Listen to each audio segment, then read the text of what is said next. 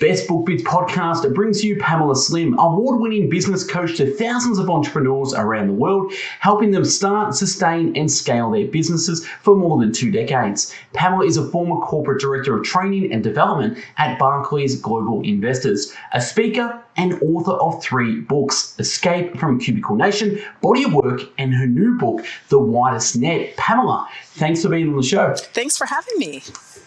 No worries. Now, You've done so much over your career, decades of work. I've read your bio and your books, fantastic work, so congratulations on that. But for my audience who don't know who you are, take us back to the 18-year-old Pamela. Where did you grow up and what was your first job? I love that. So I grew up in San Anselmo, California, which is in the San Francisco Bay Area. For folks familiar with San Francisco, it's across the Golden Gate Bridge. And I grew up actually in the same house for 16 years of my life before I became an exchange student to Switzerland my senior year of high school. My first job, as I frequently tell my kids, is I started working at 12. I worked at Swenson's Ice Cream Parlor, and I proudly share that I was assistant manager by the age of 14. I don't think I was even legally allowed to work at that point, and I made Employee of the Month twice. So my kids hear that story very often, but I'm very proud of that. And I learned so much about business in that direct-to-consumer service kind of business. Yeah, beautiful. And what did you do when you finished school?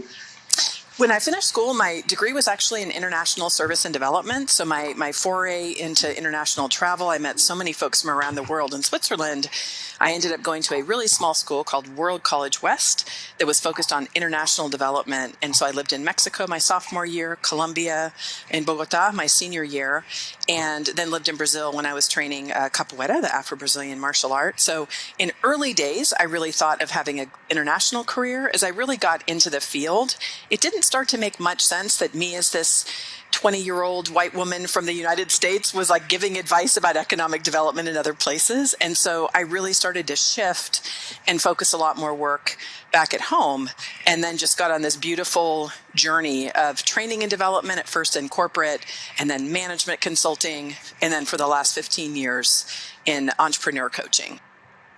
Yeah, nice. Yeah, you've got a fantastic career and you've done a lot of work. Tell us how the first book came about, Escape from Cubicle Nation. Why did you write that book and what was the motivation behind it? That really came from the 10 years that I was a management consultant. I started in Silicon Valley in 1996. For those old enough to remember, it was a really wonderful, heady time. There was tons of growth. And starting there, I worked with so many different companies that were really growing and scaling. And then I ended up working with companies all across the country and some in Europe. And I would always find, first of all, there are happy employees in corporate. So just to be clear, I'm not one of those, you're only cool and creative if you work for yourself. But there was often a subset of people that I would run into. Sometimes that was the hiring manager that brought me in to do programs to retain employees that would pull me aside and say, like, how did you do it? How did you leave your job to start your business? And over a period of 10 years, when I saw that repeated, I really realized there was something about that particular situation of growing up in a corporate career that made entrepreneurship feel extra scary. And so that's part of what piqued my curiosity. I ended up falling in love with my husband, Daryl, moving here to Arizona in 2003, and I started my blog. It was a blog first, Escape from Cubicle Nation, really just trying to address that specific tips and tools for people to leave and start a business. It ended up attracting a book deal from Penguin Random House, and the rest is kind of history. I just ended up spending 10 years deep in working with people who were making that corporate transition. Yeah, amazing. Back in the day when blogs were popular and people getting book deals from blogs as well. Yes. I don't even know people. I certainly post blogs when I write my newsletter. I cross post to my blog, but it's just such a new world because back in the day, blogging was really a thing, and we linked to each other's blogs, and it was a really huge part that contributed to building my own business. Yeah, I know a few authors who started becoming an author through the blogs. David McGraw had on the show, Not So Smart. He had the blog, and the book. Publishers reach out to you and say, hey, you want to put this into a book? That's fantastic. And then you went on to your second book, I think it was in 2014, called Body of Work. What's that one about? I always say to folks, I'm really an author practitioner. So my ideas for books are driven by the work I'm doing with people. And after doing such deep work with people who were launching into businesses, I found a couple scenarios. One of them was for some people, even where they made a plan, they worked a side hustle, they were diligently working on their business, they realized once they got in there that it was more glamorous to have the idea of entrepreneurship than actually what it meant to be an entrepreneur. And they felt some shame of going back into the workforce, like somehow they had failed, which to me is not a failure whatsoever. The other thing is there was this idea that you can only be cool and creative if you work for yourself, which leaves most people out, including entrepreneurs that end up hiring employees to work for them. So I wanted to find a way of framing how you can create a substantial, significant career that involves what I see all the time, probably you too, is people moving between and among different work modes. Somebody might work for a company, they go out on their own, they might start a nonprofit, they work in a small agency. And what I think we should center is what is that body of work that you're building? And at different stages of your life, how are you figuring out what is the best work mode for building what it is that you want to build? And it really became an alternative for people. So we just removed the shame and the judgment about one perfect work mode. We all work for ourselves anyway, ultimately, right? No matter what. Yeah. So that was a really important thing. I always say body of work was really my love letter to creation, just that creative process, being very deliberate about what you want to create and contribute to the world. Yeah, amazing. It reminds me a little bit about Jesse Itzler, where he says, what's your life resume? So start building out your life resume. When you said we all work for ourselves, yeah, at the end of the day, what's your legacy going to be and what is your body of work? So yeah, that makes complete sense. Talk to me about 2016, you and your husband co-founded Street Learning Lab. What is it and what's it all about? Yeah, well, here at the Main Street Learning Lab, we sit right in the middle of Main Street in Mesa, Arizona. And it really was a conjunction of a couple things. I had done a 23-city tour in 2015, traveling to cities around the United States and Vancouver in Canada, where I had done book tours before. I called it the Unbook Tour. If you know Scott Stratton from Unmarketing, I always wink to him for that. But basically, I was testing out the model that I have used within my new book, The Widest Net, and I really wanted to explore and experiment with the idea with people who I'd worked with before. It's kind of central to the idea of what I write about, that you really do create products, services, offerings based on feedback from your customers. So I did that tour, and kind of as an aside, starting from the first city, I asked people, how many of you have ever seen a Native American business presenter speaking at a business conference on a business topic? Because my husband is Navajo. He's First Nation, Native American from the Navajo tribe here. And I asked in every single city, in 23 cities, and out of that entire tour, only 7 people ever had, and 4 of them were in Vancouver, Canada. So my husband and I were talking, there are tens of thousands of Native American entrepreneurs. My husband was an entrepreneur for a long time, ran a heavy equipment construction business. So it wasn't the fact that they didn't exist, but there really was no visibility. So we thought, from our own perspective, as a way to support our kids, our nieces and nephews, really to be highlighting the leadership that exists, what can we create in our own community? So we created this space here that is, as the name says, it really is a learning lab. We have all kinds of different programs that happen. It's all driven by the community. Everything is led by the community. And we have had just amazing engagement over the last 5 years. Yeah, awesome. I like in your book, you said when you opened up and people came in, they said, what is this? Is this, and you're like, no, it's not. Is it this? And you're like, no, it's not. Is it that? No, it's not. You let sort of the community, you were asking feedback from the community. What do they want from this particular space and open as well? Yeah, great idea. Before we jump into the book, talk to me a little bit about your family, about your husband and your kids and how important they are for your sort of success and balancing life. Yeah, they're hugely important to me. So my husband, Daryl, and I will actually celebrate 18 years together on Valentine's Day, which is coming up from the time of this recording. And so I have a bonus son, Jeffrey, who is Daryl's first baby, my stepson. I call him my bonus son, who is 36. And then together, my husband and I have Joshua, who's 16, Angie, who's 14. And I feel so lucky in the family department. I know quarantine, for everybody who experienced that, could be a challenging time, especially if you're within four walls with people you don't get along with. We actually found that we really enjoyed being together. I give huge credit to them for supporting me in writing this book, because I did write it during quarantine. And for some reason, my brain was just not functioning the same way than it had for other books. It was really hard. And they are just so supportive. They're so fun. And I know, knock on wood, but having two teenagers, we really get along. We talk to each other. We hug each other. There's not sometimes what I hear from other parents. Each kid is different. I never take full credit, like they are their own beings. But there's just something about the way that we are as a team that is extremely encouraging for me. And I just love to do adventures with them. We love to travel, and they're my heart and soul. And then we have two dog babies as well, Rocky, who's a Chihuahua, and Silly, who's a little white fluffy dog that was a stray. So they're very important parts of the family as well, for any pet lovers listening. Beautiful. You seem like you have a beautiful family, so congratulations on that. I've seen the photos on social. Let's talk about the book. So the book, The Widest Net, when did that come out, and what was the motivation of writing the book, and what is it all about, The Widest Net? So it came out in November of 2021, and the motivation, like the others, was based on so many conversations that I had with literally every client I've ever worked with, everybody who walks in the door at the Main Street Learning Lab, and anybody I've ever talked to who has an idea for a movement, for a business. After they get the idea and really dial it in that, hey, I want to become a consultant, or I have this product, the very first question everybody asks is, where are my customers? Like, where are my people?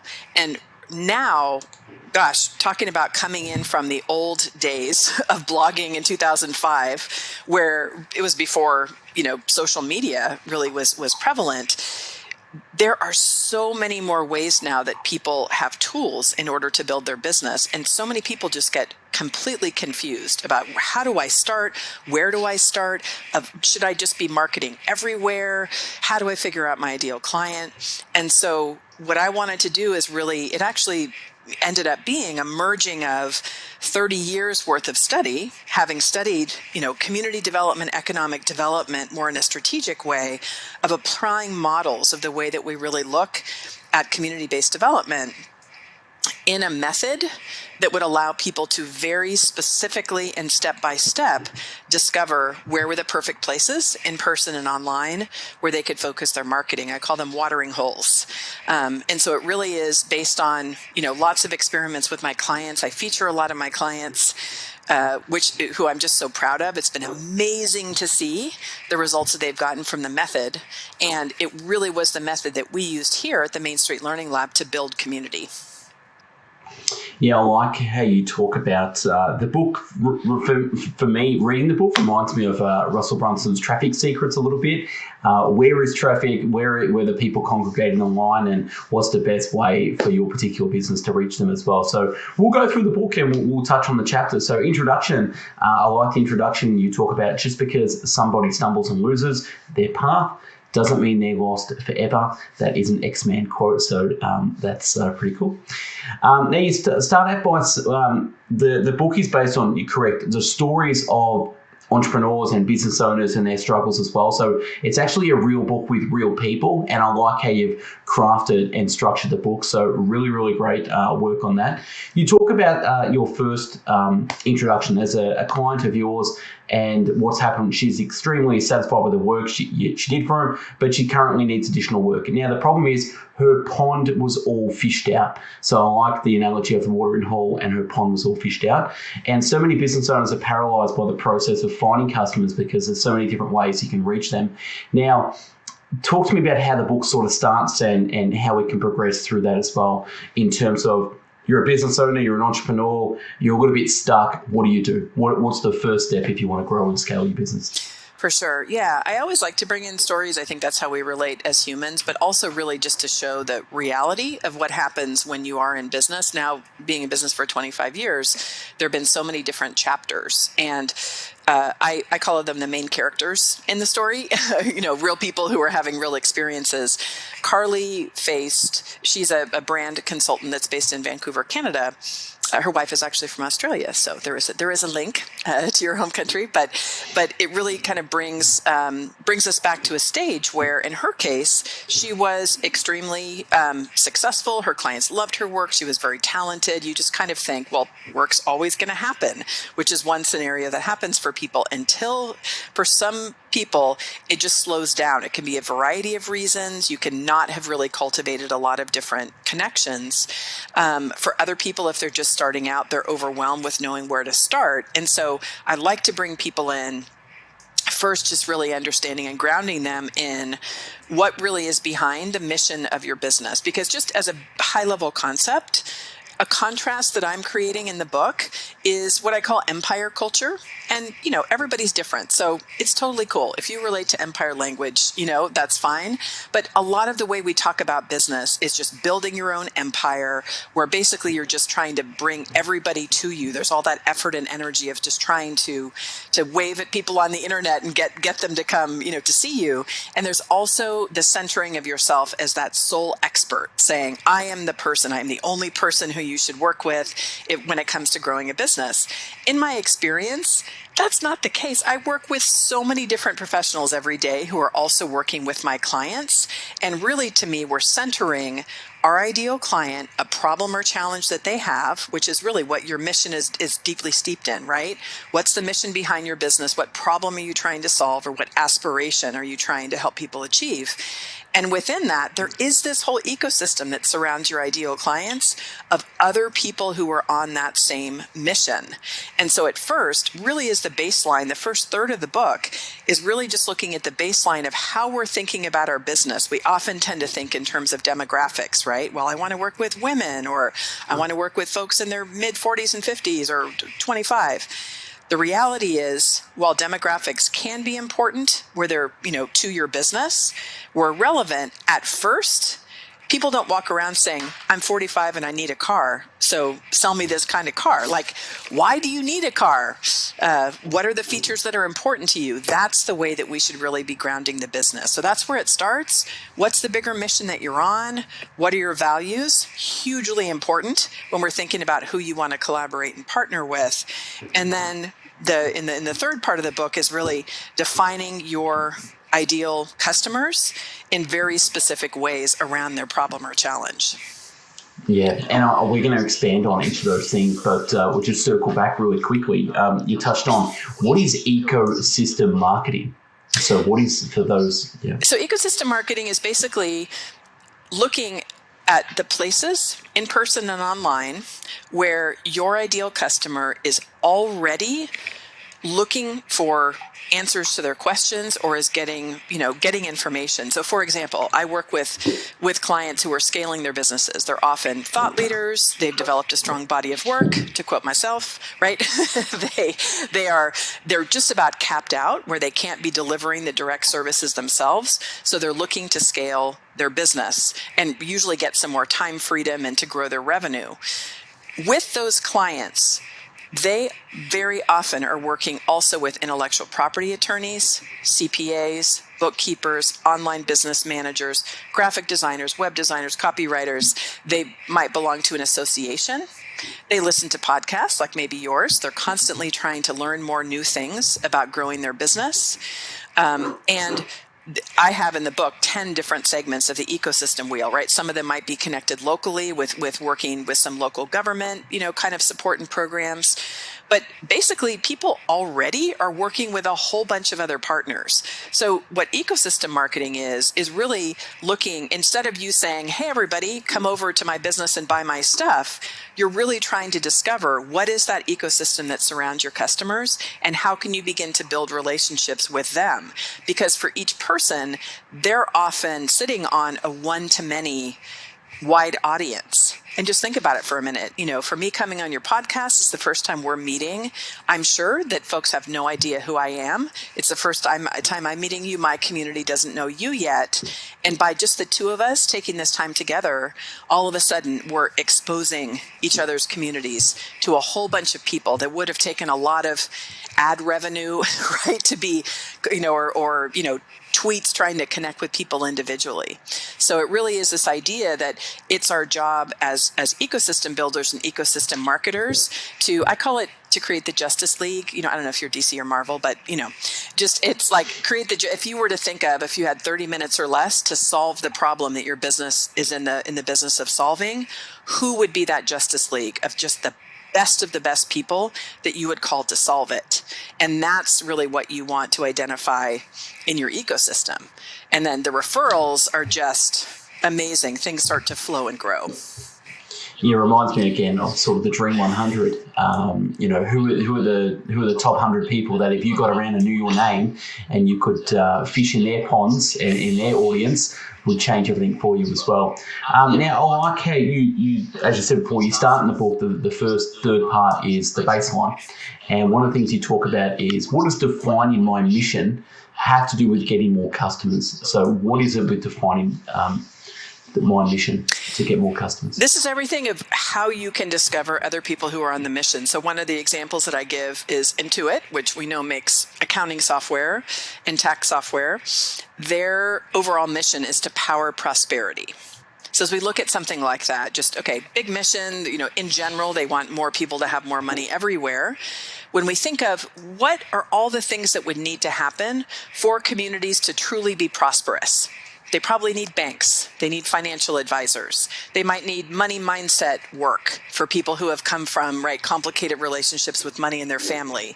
They may need to repair their credit. They need apps to manage their money.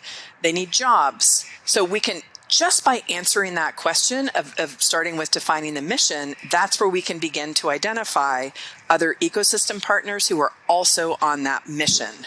And that to me is why it's so powerful to not say, I work with men who are 45 years old who live in Australia, right? Because that doesn't really tell me anything at all about what that demographic, who else that demographic is working with. But if I say I work with business owners who want to grow and scale their business, get back time and make more money, I bet right away you could be thinking of, I know this person and that person who is aligned with that mission.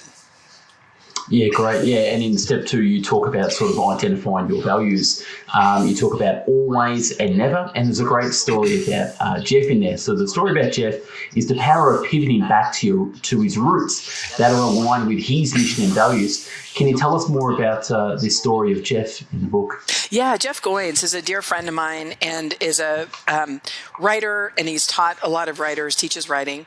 And I've known him for a really long time. And he was growing his business according to what he saw his mentors do. He was building a big team. He was really pushing towards 7 figures, which is sort of this mythological place sometimes that we go for. And he knew that in that particular model of bringing on a strong team and really investing in the business, that it would take him a number of years in order to get to the place where he did have more time freedom. As he got a few years into it, he had little kids at home. He said he was actually making pancakes one morning with his kids, and he just realized, what I'm doing right now is the exact opposite of what brought me into this business. He loves to write. He loves to really work with people to find their own voice in writing. And he was just doing that, nuance of looking at conversion rates of emails and managing a big team. And so he just really realized that his model that he was choosing to build his business was really not aligned with what his values and his mission was. And in interviewing him from the book, it was not an easy choice. He had to let go of people who he really, admired, who worked with him. He felt in some ways like he might have let down some of his mentors. But ultimately, he got to a place, first of all, where he was much more profitable in his business, which really helped. And now he's actually starting a new venture. This is a couple years out, where he is ready to scale in a different way, but he's doing it very deliberately in alignment with his values. So this harkens a little bit back to body of work as well, where sometimes choices that you make about how you build your business or the business model is also linked with where you are in your life and what's important to you in that phase of life. Yeah, it was a great story, and it ties into sort of back to what got you started in the business and what motivated you. And as you said, there's so many different chapters in the life of an entrepreneur and business owner as well. Sometimes you have to take a step back and pivot for you, and then from that comes bigger and better things as well. So yeah, thank you for sharing that story. Jumping into chapter 3, you talk about describing the customer of your dreams. So I'll go through some of the steps and you can expand on it. I'll give you number one, which is define your ideal customer by problem, challenge, or aspiration. Can you expand on that, describing your customer of your dreams? This is a method from my colleague and friend Susan Cain from Audience Audit, and she's an attitudinal segmentation specialist. So she's the one that got me completely passionate about her method. She works with brands to try to figure out, why people are buying their products and services. And when you think about it, one of the examples we have in the book is Keep, used to be Infusionsoft, which makes CRM software. She did a segmentation survey with them. And you can imagine, right? You think you have business owners who are using CRMs. They all want to grow their business. Everybody might kind of be in the same boat. What she discovered through her attitudinal segmentation is there were 4 distinct categories. There were passionate creators, those folks who just love to be in the business and working with people and creating all the time. You had the freedom seekers, people who wanted to be do the 4-hour work week and just be free, just have money flowing into their bank from passive revenue. You had legacy builders, people who might really be more motivated to create a business they could pass on to their children. I always forget who the 4th one is, but you can kind of see within those 3 segments that there's a very different and distinct reason for purchasing. So imagine for you as the marketer for that company, if your whole promise is you will never have to work, you can be on a beach sipping a margarita and you won't have to do any work with clients. For the passionate creators, they're like, well, that sounds awful. I love my work. I love to be constantly creating, and vice versa. So this idea of really talking to your customer segments based on the problem or challenge that they solve is a way to be much more effective in your marketing. And also where it helps. I know when I used to introduce myself back in the Escape from Cubicle Nation days, people would say, what do you do? And I'd say, I work with corporate employees who are tired of working there and want to leave and start a business. And it was just the easiest thing. Either they would say, oh my gosh, that's me, or that's my husband, or that's my neighbor. I wasn't like tripping over saying, well, I'm a business coach and I work with people who are 45 to 55 years old who make $180,000 a year. That doesn't mean anything, yet that's the way we're often trained to think about our customer. Yeah, exactly right. And the more you sort of get clear about who your dream customer is and the niche that you want to work in, things start happening as well, because clarity is the beginning of a lot of great successful things. Jumping into sort of chapter 4, you talk about the offer they can't refuse, but I want to talk to you about what is cohort-based courses and why they're so powerful. I used the main character in this story was Maven, and particularly Wes Kao, who's a dear friend of mine who built Seth Godin's Alt MBA program. Cohort-based courses are a specific way that you can design an online learning experience that really leverages the knowledge and wisdom of people who are going through the group program. We often say, online courses are the place where people's money goes to die. the rates are, as much as we can get excited as creators to generate revenue from online courses, the statistics say that about 6% of people actually finish them, which as a professional training and development person just hurts my heart, because what we know is not happening is people are not making a change and solving their problem. They're just investing in a program. I think we've all had that dopamine hit where we're like, I bought the program, I feel better. But if you don't actually use it and implement it, it doesn't make a difference. So Maven is a really dynamic startup. It's co-founded by one of the co-founders of Udemy, and a former coder from Google. They have a super dynamic way that they teach. It's very interactive. It's very driven on experience between the cohort. And I use it as an example, and I've actually been just experiencing it live with them as I've gone through their cohort program to launch my first project with them, that it just is a very different kind of learning experience, and it just develops a lot more integration and learning and application, and they're constantly innovating. It's very much living the lean startup method, where you might say, hey, this feature doesn't work, and 10 minutes later it's fixed. It's that very Silicon Valley, let's launch it, get feedback, and make changes as we go, which for some people I work with who are used to being in a highly structured corporate environment, who get very nervous, might take 6 months to launch their first web page, it's a very refreshing kind of model.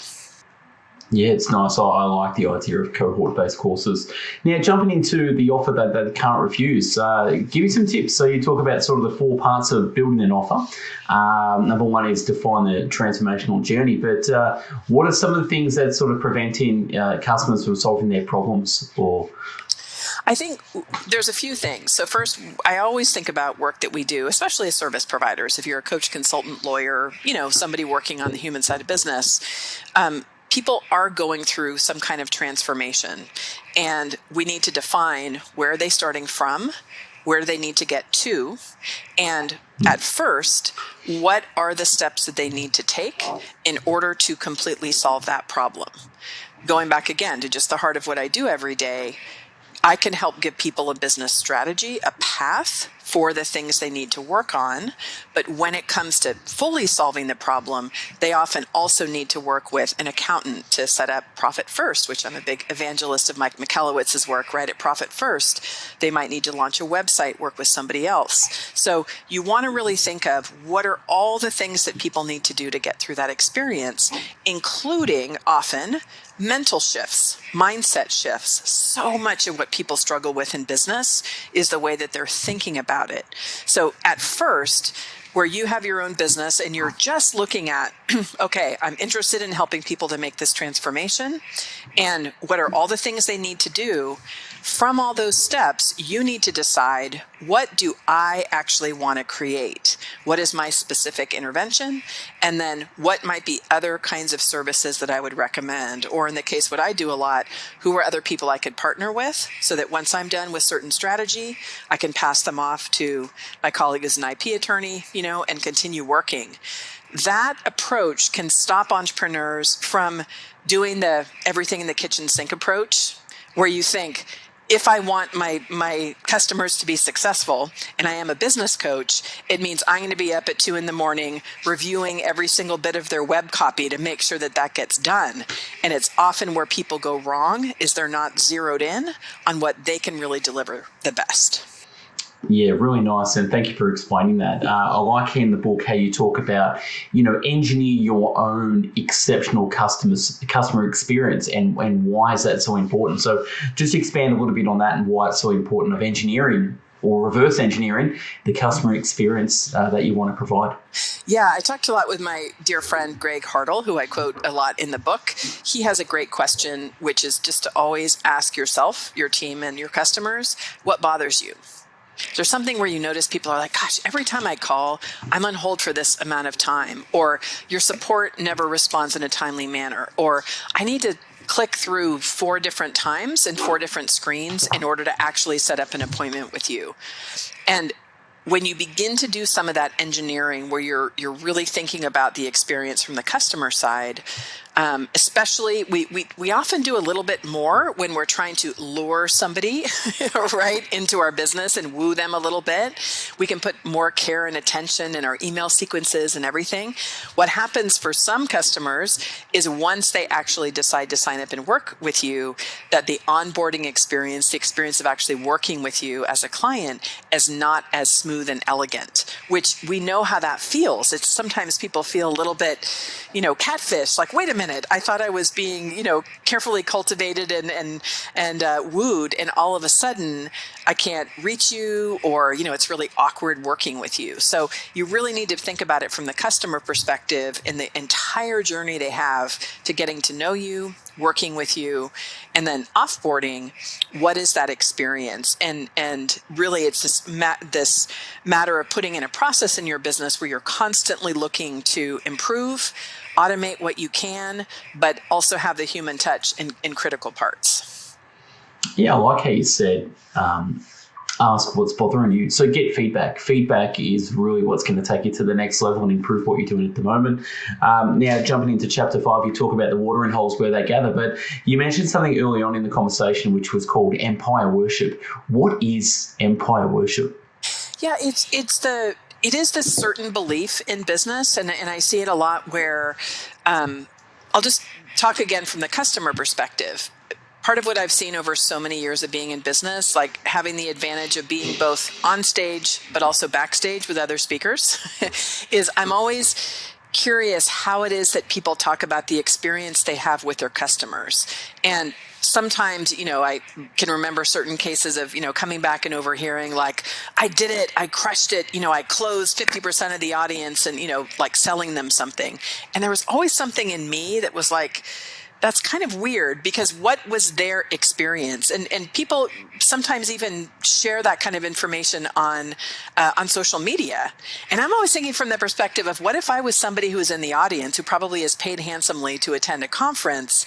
I don't really want to be this just transactional, transaction in this speaker's history where they're just talking about the success that they have in their own business.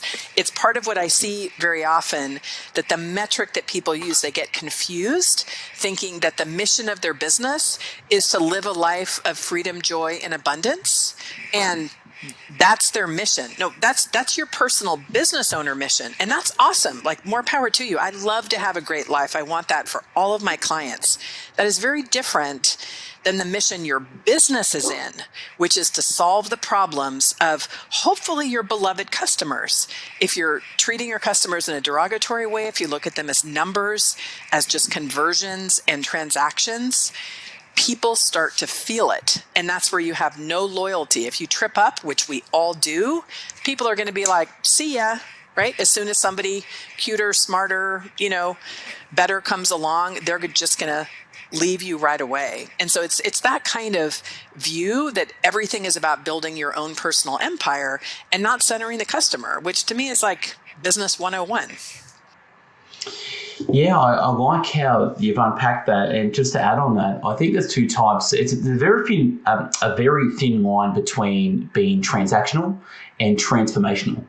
And people can feel that as well. So we know there's times in business where we have to be transactional to keep the wheels going, or the flywheel. And most of the time we want to work from our heart, which is transformational. There is a very thin line about that. I want to segue into a little story you talk about in the book, and it's probably going to lead on to our next question, which is, the ecosystem wheel. And how did Brené Brown use the ecosystem wheel to her advantage? So can you just jam on that a little bit, and how she used her TED Talk into then becoming one of the world's great thought leaders in her particular space of shame, guilt, and vulnerability? Yeah, I think Brené's such an amazing example, and I was lucky enough to have her blurb my book for Body of Work. So it was really funny, because she was saying how when she read it and she saw how all her different experience ended up making sense when she thought about it in her body of work, looking at the way that she's applied this method. And by the way, she did all this without reading my book because the book wasn't written yet. So it's just an example of an ecosystem approach. But as you look at who her customers are, who she has worked with, first of all, in a core audience of folks who might be certified in her programs, you have people like social workers, therapists, teachers, coaches, consultants who are part of her audience to utilize her tools. For her customer base, she has ranges for everything from the U.S. Army, the CIA, Disney, NFL sports teams here in the U.S., the Seattle Seahawks. There's so many different people she's worked with. And as an example, she's really centered a core message that everybody can have this sense of shame and vulnerability. It's a normal human emotion, but also she codifies ways that we can really develop courage in a wholehearted way of being, right, in her words. And it's just so interesting to me to see how she does navigate between and among so many different environments. But it's an example because she's not saying, I only work with folks in corporate, or I only work with folks in the military, or I only work with folks in social justice. She's able to cover many, many different verticals with her work. Now, it helps to have a massively viral TED Talk and to be one of the world's best speakers. Let's not, let's not get that wrong. And book deal after book deal. So she's currently unavailable for 2023. I spoke to her team, and very busy lady. Jumping into sort of the next chapter, and I know we could probably run out of shorter time soon, so we're not going to go through the whole book. For my audience listening out there, definitely go out and purchase Pamela's book, especially this one, The Widest Net. If you're a business owner, entrepreneur, or just an employee wanting to escape your cubicle, this is the book for you. It's an amazing book. But jumping into step number 6, you talk about the seeds you plant. And I like how you said slowing down the pace of connection. Can you talk a little bit about slowing down the pace of connection? Yeah. So if you look at it, as we said, having the foundation of really knowing like who you're working with and why you're on that mission, you figure out who's in the ecosystem, who should I be connecting with. And then when you get to the point of actually human connection, I'm a big fan of the work in just behavior change from James Clear in Atomic Habits and BJ Fogg for Tiny Habits, where the way we actually make relationships is in small little ways over time. So, you and I are just meeting for the first time. We get to know each other a little bit through this interaction. Maybe we connect on LinkedIn. It would be probably weird if the very first time we meet, I said, hey, do you want to do a huge collaboration and partner on something? And you'd probably be like, I don't even know you. Let me take the time to get to know you. The process in natural human connection is to get to know each other a little bit over time. So this is where you really want to work in what I call tiny marketing actions, where you're slowly and strategically over time building connections. And you do, of course, identify some places where you have a really great return, or you have certain marketing activities that you do consistently. Yeah, and I like how you talk about, support first, then build, and talk about those 100 little conversations that you have. And another little story said in the book, you missed a train, you catching a train, and you ended up sitting on a train bench with a colleague. And just those little conversations, you find out more about someone that you normally wouldn't have that setting to spend hours with someone you first met, and the rapport and friendship that you built from that as well. Was Jeff. That was Jeff Goins, who we talked about in the first chapter, and that's why we became such good friends, spending that time together. And seeding does pay off, and you don't know you are seeding because we're human at the end of the day, and we're having human connections and normal human relationships, talking to people as they're people, not for economic reasons, not for transformation, but just being a person. And then the question becomes, what do you do, and how can I help? And spreading your message through word of mouth as well. So yeah, great stuff on that. Step number 7, you talk about the beacon of light. What makes a great beacon, and what is a beacon of light? For sure. And we can take a little more time, right, to get through all the steps if you want, so people can have them all. Don't leave them hanging. But a beacon is where I've talked before about basically identifying these watering holes, so places where other people have taken the time to already build a community. So that's obviously very effective. You show up, you get to meet people with little effort. Of course, there's a place for you within the ecosystem to really be sharing your point of view and your thought leadership. And that's what I call your beacon. So it's a primary communication vehicle. I generally suggest that it is something you own, like an email newsletter list or a podcast, or in some cases, if you can control, video, even if it's distributed through something like YouTube. But it is a place where you can centralize your thought leadership. And if people want to find out what you're about and what you do and what you believe and your approach to business, that would be the place that you send them. This is to balance. I realize for many people, you might have a primary beacon where you put a lot of, energy and attention. I imagine you, like many podcasters, probably take what we've done together. You can break up some of the video and share it. You can, create a blog post from it. There's ways you can be efficient in distributing content through other channels. But you really do want to have a place that you can share your own thought leadership. And it's really efficient and effective and a great way for people to get to know you and build a relationship. Personally, I am a big fan of podcasts. I feel like that's taken the place of what blogs used to be. Yeah, absolutely. And the beautiful thing about podcasts, what this is, we're just two people having a conversation, picture and catching. I'm asking you a question, you're answering it, you're being authentic. You don't know what I'm about to ask you. So it's very genuine. And there's not a lot of fluff. I listened to yesterday the Joe Rogan podcast with Jordan Peterson, and it was 4 hours. And to be honest with you, I wish I got that 4 hours back because it was just a complete ramble of bamble. But people listen and tune in because it is just a case of a waffle, of people waffling and talking about ideas that they might not. It's not like a book where it's been edited, there's multiple drafts, the words are all written and it makes sense. Where a podcast, people are speaking from the heart, not just the head as well. So I do think you're right. And being authentic online is the key. I think there's no bullshit these days. I mean, there's so much bullshit on Instagram and Facebook and, images that being on a podcast, it's very raw, it's vulnerable, it's being authentic as well. And you have no idea who's listening. So there's it's a great time to be alive with podcasting. We'll touch on the last steps before we wrap up. So I know your time is precious, so I don't want to take too much time. Step number 8, you talk about sort of the sales you make. So at the end of building all of this, the end of the book is obviously talk about the sales you make, and selling is the next natural step. A lot of people make a distinction, and it can feel awkward when they, especially if they're newer in entrepreneurship or if they are very relational, where it can feel transactional or awkward to get into sales. And to me, when you have strategically focused on working with somebody over a long period of time, you really know what they're trying to accomplish, you understand the value of what that solution means to them, you need to set up a clear and effective process in which to facilitate those conversations. And I think where a lot of people freeze up is they're not anticipating what the sales process actually is. And so they feel stuck and awkward, where all of a sudden they just have to say, do you want to buy my stuff, and send a proposal and hope somebody answers back.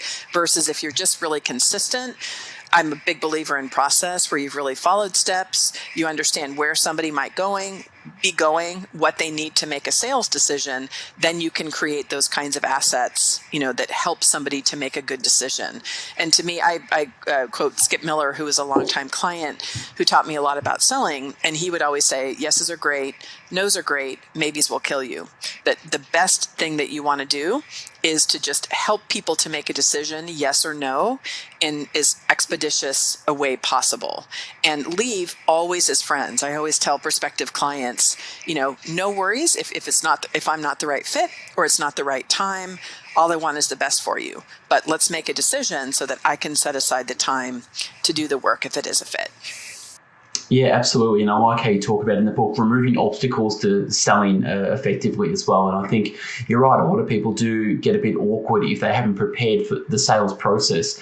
And especially in business, you do want to reverse engineer add as much value at the front as possible, become friends, get referrals, give more 51% than they give 49. But at the end of the day, if you're selling if you put value on yourself, your product or your services, there has to be an element of what you charge as well. So yeah, really, really like that. And jumping into step number 9 and segueing into that, once you've built a relationship, you want to form some partnerships. So talk to us a little bit about the partnerships that you form.